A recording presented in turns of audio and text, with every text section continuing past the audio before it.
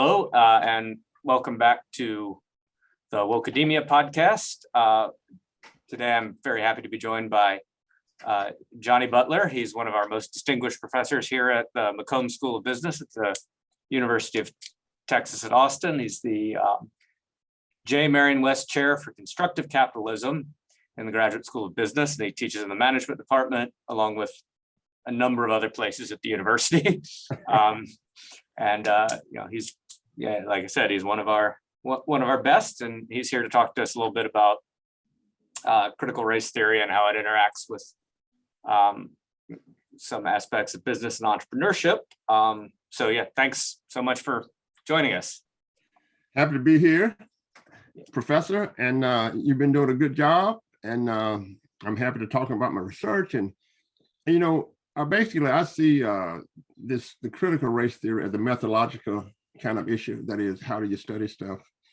And let me just give you some background on how I was drawn in to start doing an analysis.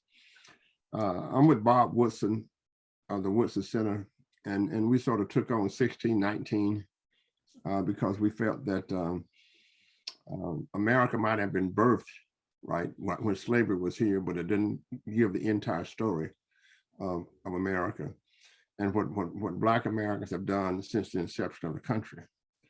So if you really think about what we're trying to do, and I'm just going to give you sort of an academic analysis, but I'm going to try to keep it, very, very broadly. So if you think about studying things, you can think about studying things in a box. So for example, Newton's concept of the universe was very, very boxy. That is, nothing else could come to play. Well, what critical race theory does, it takes away all of the accomplishments of Black Americans since the inception of the country. And then they have a concept called marginalized people. Well, when I do the analysis of marginalized people in innovation and entrepreneurship, it is the marginalized people who have made America great. So let me talk about that, how that interacts. So if you really don't pay attention to it, then critical race theory has a harmful effect on innovation and entrepreneurship, because everything is seen in the context of a box. In this case, with critical race theory, you're blaming white America, whoever that might be, as people assimilated into white America, on everything related to Black America. But then when you go back and look at all of the accomplishments of Black America, right? Look at all of the private universities, the private high schools. The question is, how can you account for that? So let's open up the box and talk about some of the major foundations of critical race theory and how it relates to where we are today. When psychologists and sociologists and economists study inequality, the whole idea is two things. One can be at the individual level. So it might say, are you anti-Black? Are you anti-Semitic? Right? Are you anti-whatever? And the other thing is what we call at the structural level. And that is the idea that isms, in this case racism, is geared in the very, very structure of the institutions and cannot be changed. Actually, critical race theory came from the German critical theory stuff. And it also comes out of disciplines such as sociology and economics called structuralism. And what that means is this. The very, very first concept, I wrote a paper in the 1970s, Professor, before you were born. Almost. Yeah. Probably. It was called Institutional Racism via Perspective or Intellectual Bogey. It was the same concept. And the idea is that it moves through the institutions and nothing can be done about it. It's embedded in the concept of the institutions. Well, that takes away all individual kinds of initiative. It takes away agencies. But when you look at the data, what does it mean? Let me make a general statement as a professor might do is this.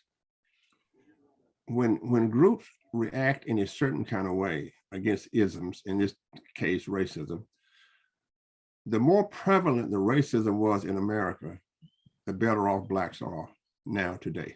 I'm going to restate that, right? And we could go to Japanese Americans on the West Coast. We can go to white Jews in Europe, but let's stick with Black Americans. Why do I say that in the history of America, wherever racism was the strongest, the Blacks are better off? So let me just take you through that. I'm a Southern boy myself. I'm born in New Orleans. And I can tell you this, I was raised in the best high school. I was raised around Dillard University. I was raised around Xavier University with nothing but positive kinds of role models. Because what happens then, if you build institutions that serve the next generation because of the racism, then you're better off, okay? Now we know in the Black population, some went to major cities. Nothing wrong with that. Nothing wrong with going to Chicago. Nothing wrong with going to Detroit. Nothing wrong with going to Milwaukee. But when the economy fell apart, they didn't have a system of education. So right now, 70% of all Black college graduates are from what they call the segregated South. But let me tell you something, Professor. Underneath segregation was a homophilous system of achievement that still exists, okay? It exists because you go outside of the structures and create new structures. Let me give you some other examples outside of race. When Stanford went and said to Harvard, I want to put a school over here, they said, no, we don't need you. He went back and built Stanford, okay? When Bobby Jones went to the PGA and said, I want to do a PGA tournament at my new course in Augusta, they said, we can't do that. He created the Masters. When Duke University, when old man Duke went up to Princeton and said, can I have a wing that's called Duke? No, and he went home to build Duke, okay? Throughout the South, when they said, well, you cannot go to these schools, they created their own schools. Now, they took a whole lot of court cases to say, you know, segregated schools are bad, but all of the data that we have now, we have 100 years of data. We have all these books, right? To show where, in terms of education, in terms of achievement, the only big difference was, you know, we were encouraged to go to northern schools. To that, my brother went to Indiana University, right? Now I did go to LSU, but I went to Northwestern. I was in the first group of Blacks that desegregated LSU. But the point is, whenever there's a lot of isms, right? In this case, racism, if the group turns and creates different kind of structures, you must give them credit for that. And we're right now at the point of saying, okay, those schools were not necessarily, quote, inferior as related by the court, right? So when you have critical race theory, it can't account for all of this achievement.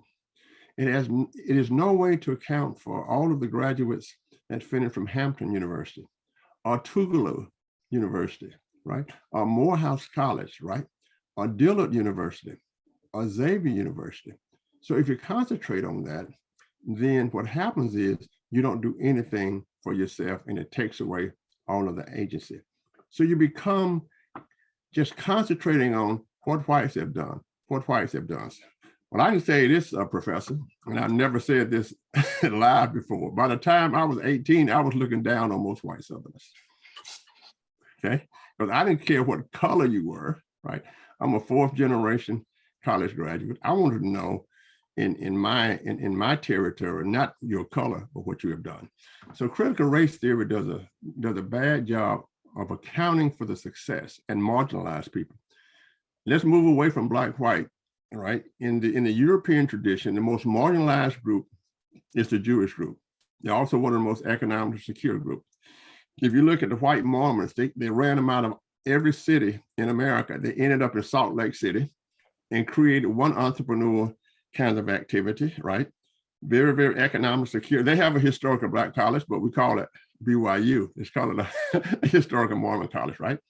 If you look at the Japanese on the West Coast, who were put in concentration camps, came out and concentrated on this model of innovation and entrepreneurship and creating things, then that was the springboard for the future generations. So you got to be careful to let people put you in a box. I have to be careful. I have to realize that my heroes are my father and my grandfather and Booker T. Washington, right? And it was the family's duty to make sure of the excellence for the next generations.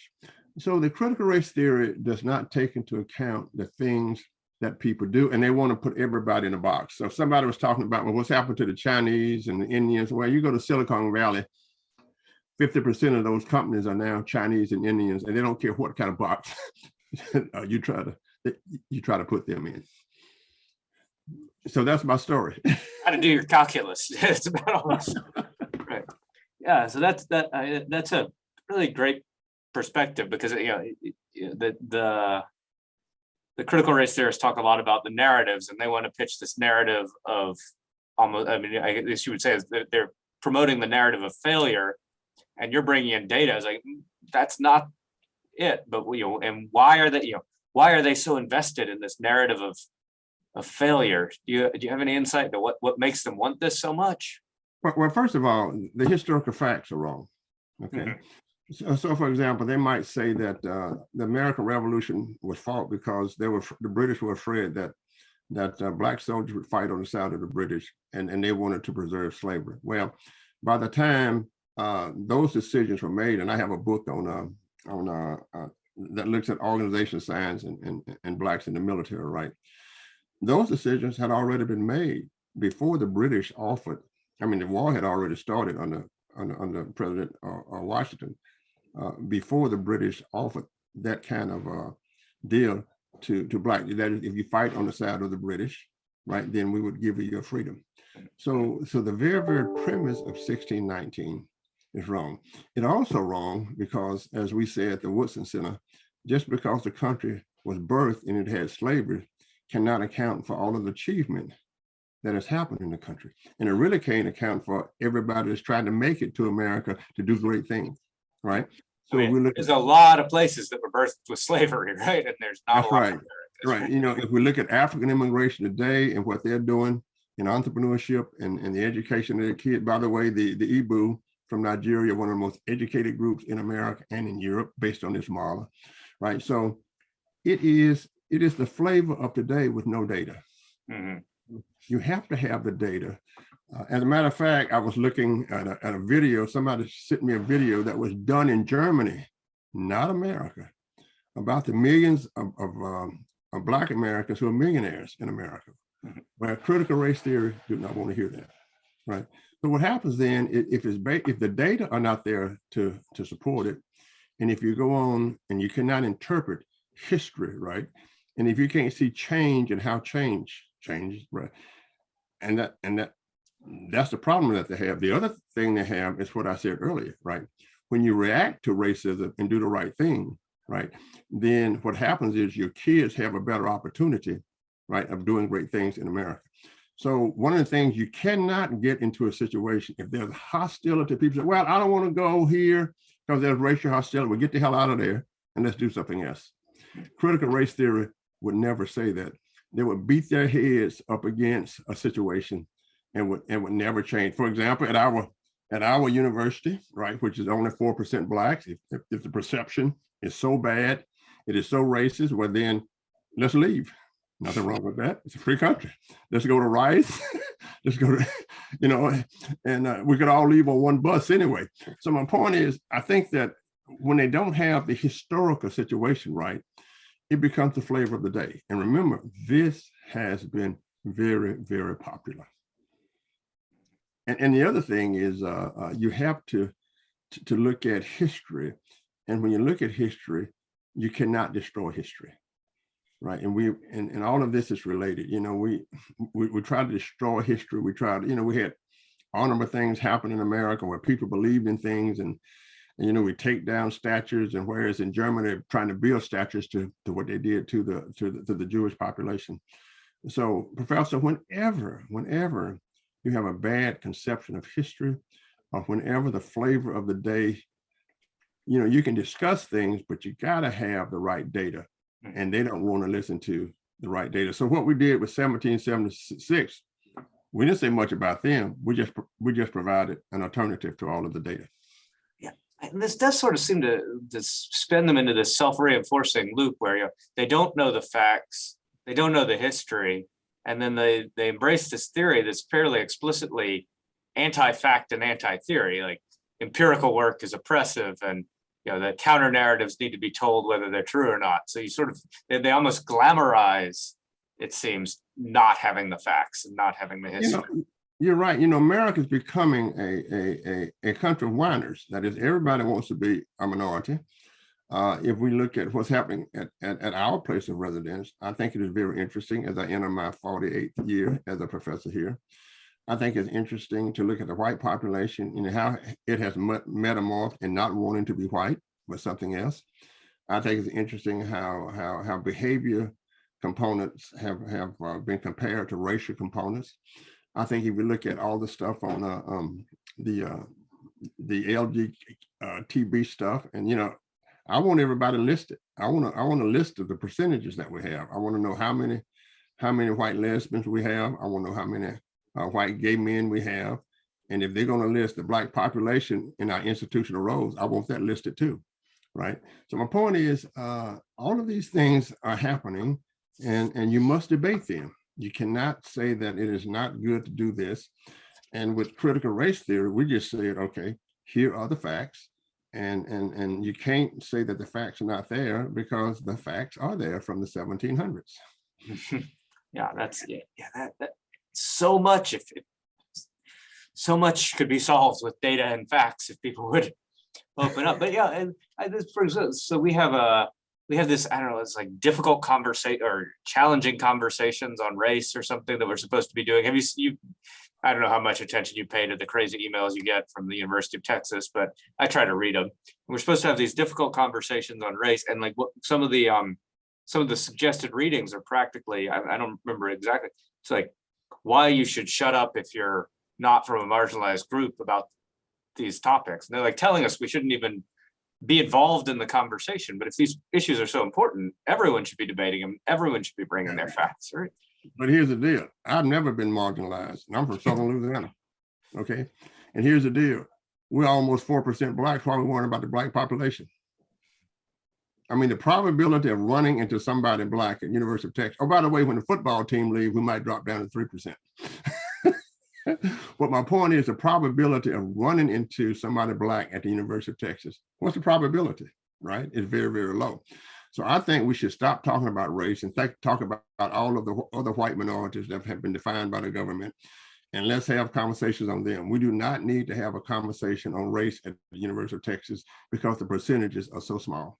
The only issue we should ask is, how do you increase the opportunity structure, and how do you get the numbers up to 10%? That's the only conversation I'm willing to have. You like that? Everybody is marginalized now, so please don't call me marginalized. Oh yeah, and don't call me diverse, right? And don't call me a person of color. I sign my pronouns Black, Negro, and I can't say the next one because yeah, I don't know how far. It's all about the data. At our university, what we got to do is increase the numbers. Nothing else matters. And then we got to make sure that people are actually learning stuff here. Oh yeah, you got to be able to do that. I mean, in terms of these conversations, this is not church. I'm not interested in you liking me.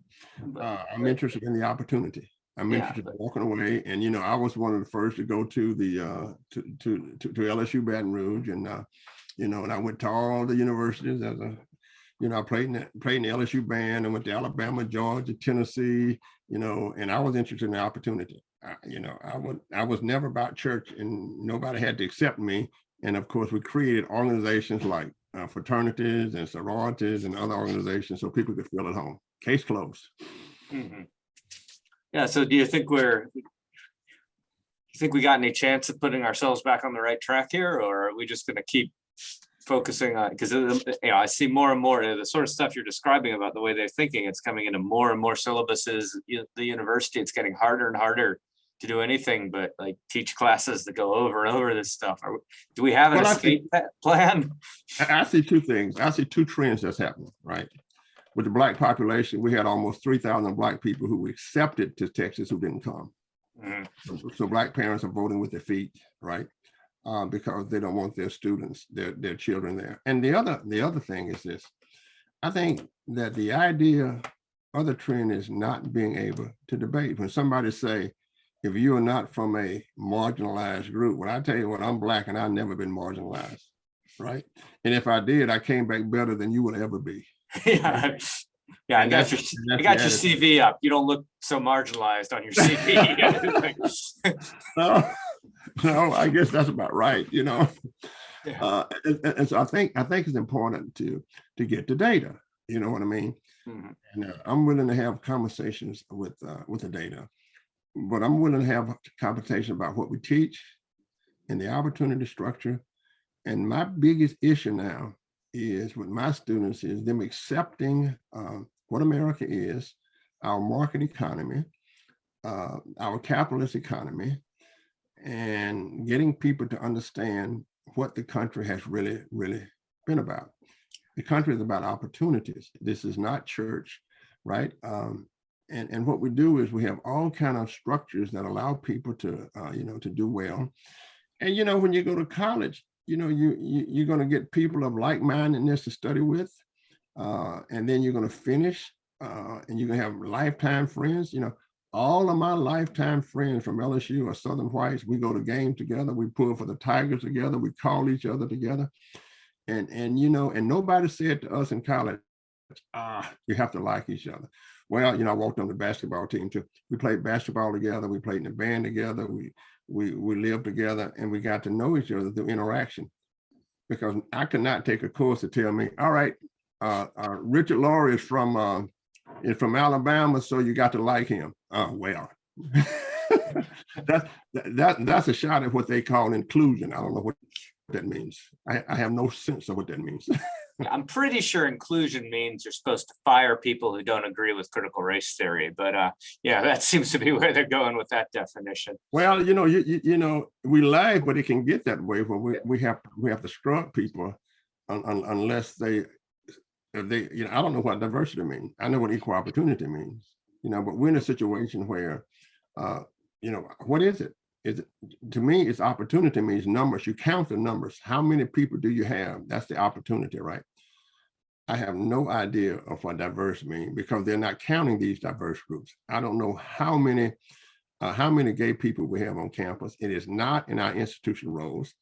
And so we need to get back to the concept of equal opportunity. And by the way, all whites have always been able to go to the University of Texas from its very, very inception, including, I might add, our Mexican population here in Texas. They've never been legally banned from the university.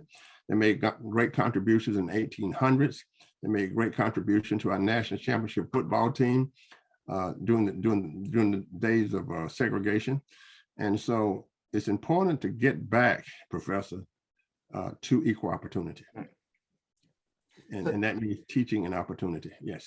I want to hit on, so you mentioned, and I think we're both in the very much in the join with capitalism and see what you can do field. I think that's an important point in some of this stuff is that the critical race theory, it has this sort of sociological component, but it's also very anti-capitalist. So, right. So it's telling people don't bother. It's almost like it's telling people don't bother to go start a business because you're going to fail, right? Like this. Yeah, absolutely. Again, going back, I was director of IC2, the Institute of Constructive Capitalism, it was called, right? And George Konsmesky started it back in the late 80s. And we did it because we were not studying capitalism. And that is the institute that absolutely changed Austin, Texas, right? Dale started at IC2. Jim Tressard and National Instruments started at IC2. Evolutionary Technologies and the incubator started at IC2. And we taught and understood and studied the nature of capitalism, right? I mean, my chair is the J. Marion West Chair in Constructive Capitalism at the University of Texas, where critical race theory does not give a consideration, right? Because they equate capitalism with oppression, okay?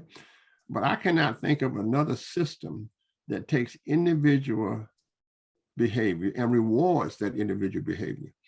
So when I in my book on entrepreneurship and self-help among Black Americans, I talk about all of the Blacks who became millionaires who were ex-slaves. I talk about Booker T. Washington, who left an endowed university at Tuskegee, who was an ex-slave, right?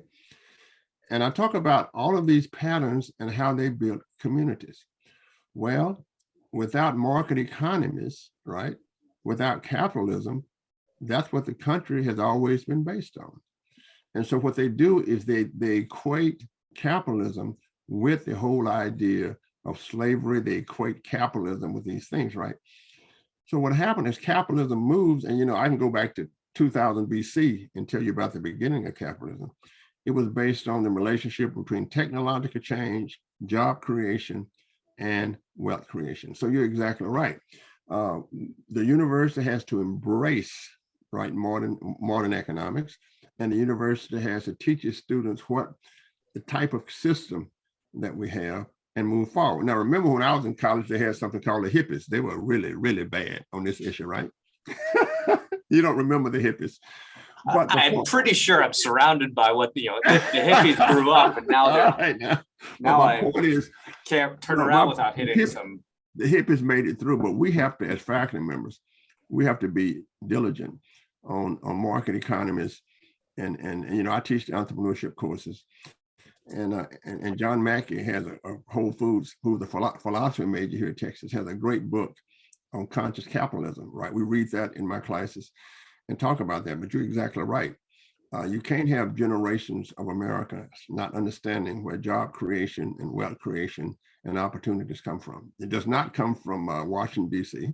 Right? Yeah, and I hear more and more business school faculty who are talking about how when the students finally show up to the business school, they're already, they don't have any foundation in why the stuff matters or why business. They've just been told for years, maybe even starting in high school, that this is this terrible thing, and our education school is making sure our students come in thinking that we're the bad guys, and here we're trying to sort of take look at the facts, look at the history. This is how you prosper, and then it's like we're just absolutely. But thank God swimming upstream with this stuff, right? I don't have much in the first generation immigrants, right? But the American students are it's a whole different deal, and I mean the guilt that was put on white America over the last 4 years, and how white America responded to it was just amazing to me. I thought that they were not as strong as they should be on their history. I thought that they took it away from opportunity structure because the country has changed over the years. We went through World War I and we went through World War II. On our campus, we had German students and that were from Germany. Anna Hall on campus, her brother was in the German military. So we've gone through a lot, right? But you have to keep it on the whole idea of opportunity structure and the future. Yeah. It does seem like building for the future rather than going and tearing down the past would be something a university might want to do, but absolutely, you cannot change. I'm not in charge, so. Well, okay, so there's one last thing, and this may be getting a little onto dangerous territory.